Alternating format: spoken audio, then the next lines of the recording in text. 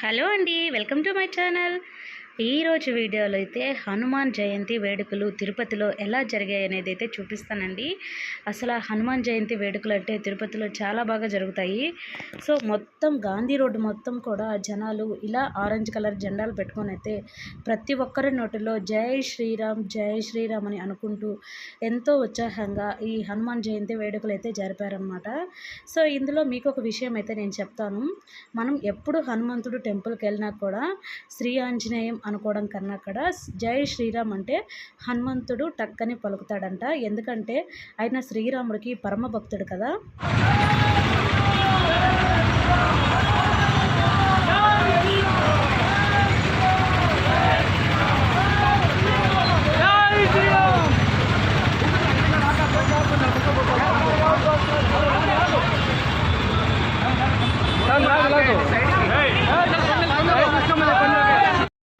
అందరూ జై శ్రీరామ్ అని ఎలా పలుకుతున్నారో విన్నారు కదా.